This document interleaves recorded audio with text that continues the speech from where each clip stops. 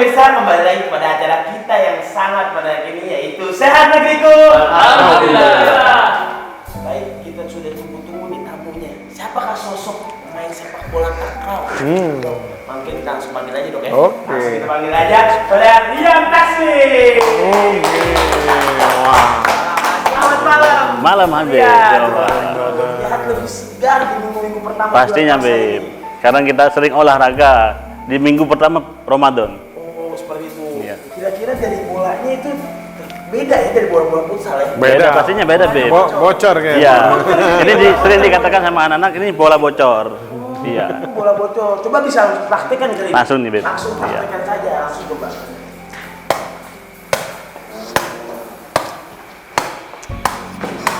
Wah, istimewa.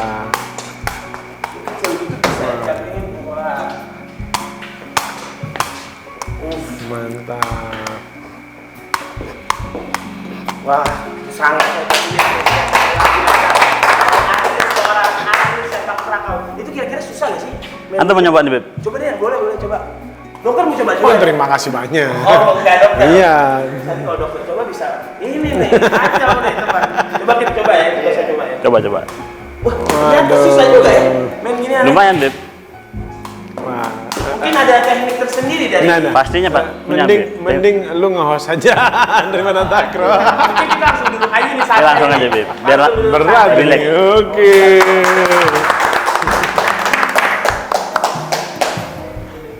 Baik dokter, ini di sini sudah kedatangan tamu atlet sepak takraw tingkat nasional dokter. Luar biasa. Tingkat nasional. Ngomong-ngomong dokter, tadi masalah keseleo, masalah cedera. Sebenarnya cedera itu sama gak sih dengan keseleo dok?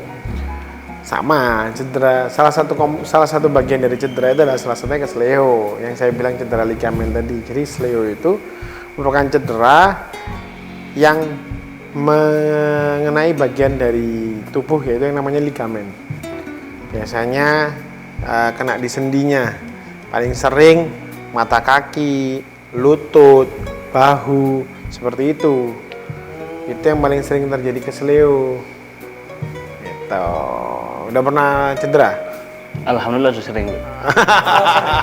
Katanya kayak makanan sehari-hari dok cedera. Karena seorang atlet itu lebih baik keseringan cedera pada kaki daripada cedera hati. Ini modelnya Ini atlet. kayaknya curcol ini. Model atlet yang enggak ini dok. Iya. Untuk cinta. Luar biasa, luar biasa. Jadi begini, Dok. Di segmen pertama kan pembahasan cedera sama Apa keseleo. cedera dan semuanya. Iya. Jadi saya selama menjadi atlet sepak takraw sering mengalami itu namanya keseleo. Dan ada yang parah dan juga ada yang ringan. Dan juga di situ ada yang saya rawat dan tidak saya rawat. Jadi yang ingin saya pertanyakan, apa efek dampak negatif kalau keseleonya itu tidak dirawat? Oke, siap. Jadi sembuh sendiri gitu. Tumbuh dengan sendiri. Jadi nanti gini, masuknya ke cedera ligamen, bagaimana cedera ligamen dan tingkatannya, terus bagaimana penanganannya.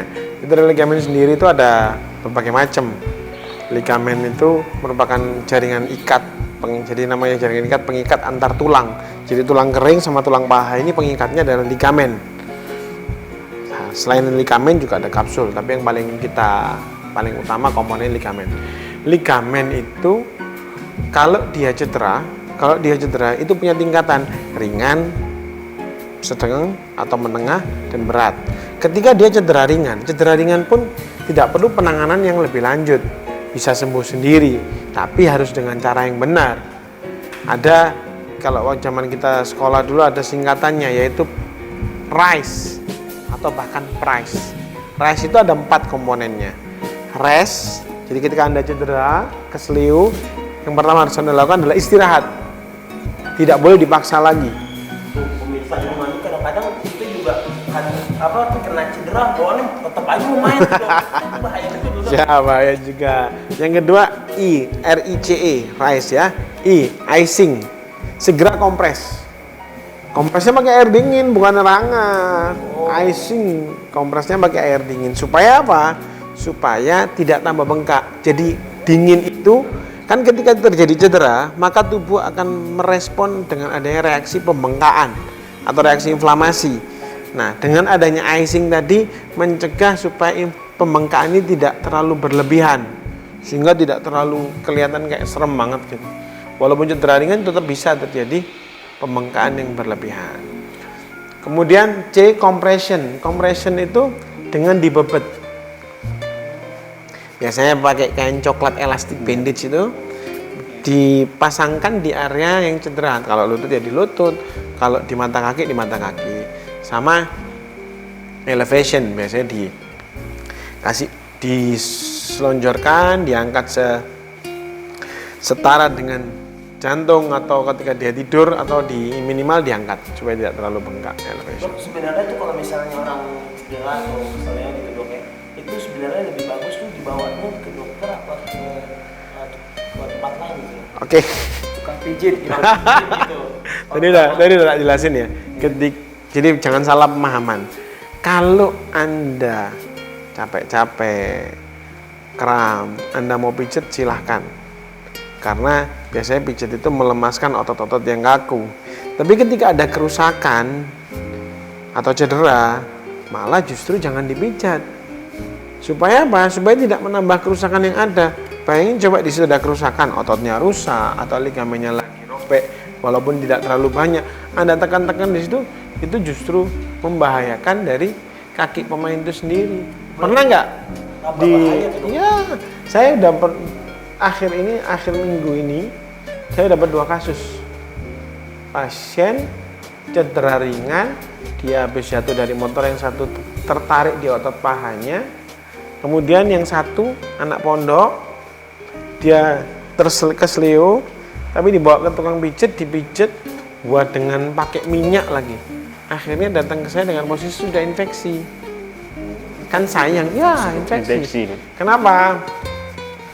Mungkin tangannya belum higienis, atau mungkin ketika memijat juga minyaknya juga tidak higienis, sehingga ketika dia masuk ke dalam kulit terus ngendon di bawah kulit dan terdapat kuman, akhirnya jadi infeksi di area yang dipijat tadi. Dan juga pemijatan itu karena dia menambah kerusakan, otomatis ketika kerusakan itu terjadi, maka reaksi peradangnya semakin bertambah. Otomatis kan ketika dia ada kerusakan nih, dipijat, otomatis kan tambah besar kerusakannya, sehingga tidak, paling sering, coba kalian perhatikan, habis dibawa pasti bengkak, tambah bengkak. Karena apa? Karena peradangan yang terjadi lebih bertambah dengan adanya penambahan kerusakan. Berarti bisa tambah bahaya tuh dok ya.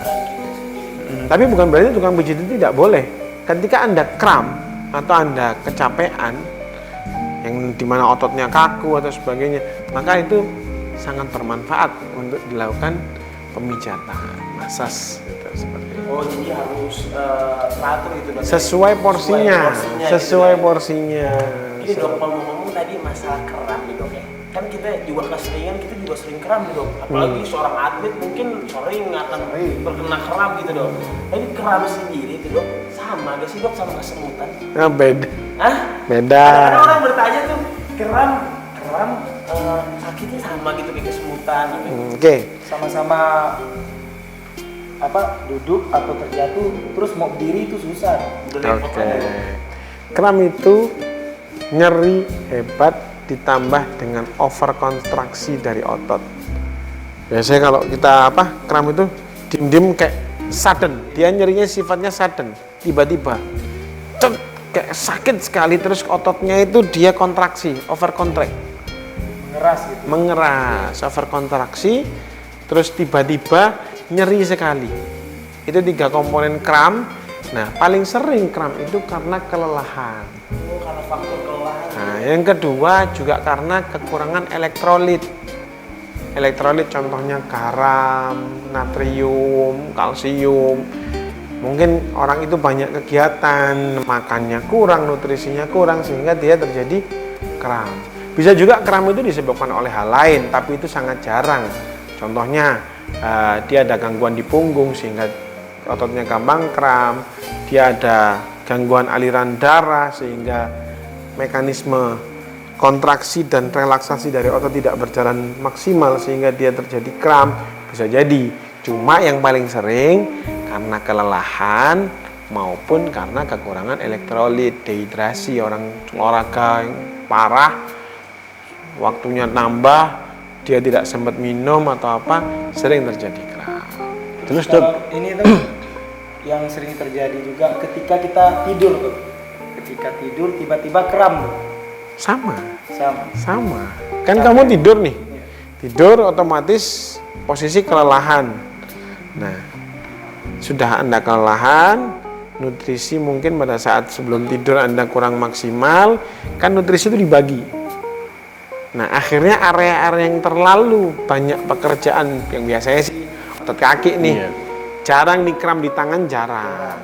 Nah, di sini otot kaki sama paha. Nah, itu otot-otot kaki mungkin pada saat kamu tidur dia kurang mendapat nutrisi yang cukup sehingga proses dia kontraksi maupun relaksasi terganggu.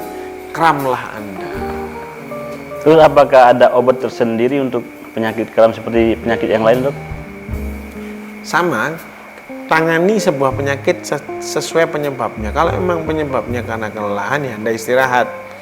Terus direlekskan, dibantu untuk relaksasi. Boleh dengan massage tadi, boleh dengan stretching. Jadi kalau memang ototnya itu di otot belakang, stretchingnya memanjangkan ototnya dengan cara ditarik ke Belakang. ke depan. Kalau dia otot bagian depan, ditarik ke belakang begini.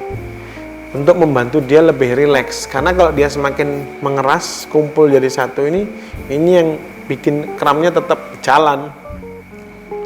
Makanya ketika nanti kita akan peragakan ya, bagaimana menangani kram ketika, atau mau sekarang kita peragakan? Oh, nanti aja, Dok. Nanti aja, oke. Itu.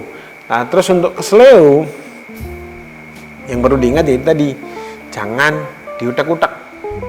Oh, berarti harus istirahat total. Jadi ketika Anda terkilir nih, Anda kan bisa merasakan nih, kira-kira saya bisa ngelanjutin apa enggak? Kayak pemain bola, terakhir itu yang cedera kemarin, yang langsung minta di Sergio Ramos kalau salah, main bola, dia jatuh, dia coba berdiri lagi, dia nggak kuat, dia merasa sakit banget, berarti kemungkinan dia mengalami cedera yang cukup parah, sehingga dia tidak bisa melanjutkan pertandingan, langsung minta diganti. Atau yang terakhir Marquinhos, habis dia ngegulin, Ya. nah itu kan dia cedera. Dokter ini juga masalah bola ini ya. Nah itu kan, itu sebetulnya banyak ilmu di sana itu yang bisa dipelajari, dari semua hal itu bisa banyak.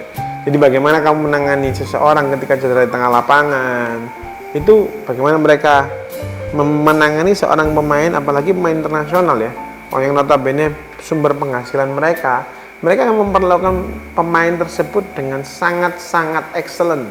Itu sering saya pelajari di sana. Jadi bukan hanya dari buku. Pemirsa ini apa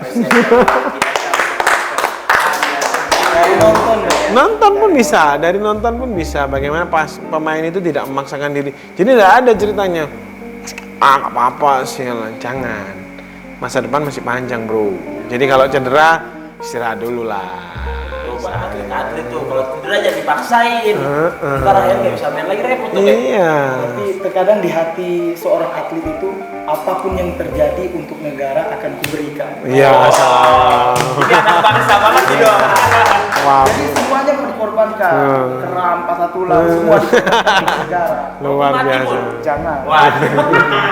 Dok, kalau ngomong tadi masalah pemain bola, Dok. Tapi banyak pemain bola, Dok, kalau ketika cedera itu banyak mereka tuh patah tulang, Dok. Patah tulang. Itu sebenarnya kalau orang kena patah tulang itu apakah nanti tulangnya bisa sempurna kembali atau gimana, Dok? Oke. Masuk ke patah tulang. Dok, mungkin, Dok, ini pembicaraan ini kita semakin menarik ini, Dok. Semakin menarik. Mungkin pemirsa di rumah ini penasaran sebenarnya patah tulang itu apa sih? Iya. Nah, mungkin semakin menarik. Mungkin kita jeda.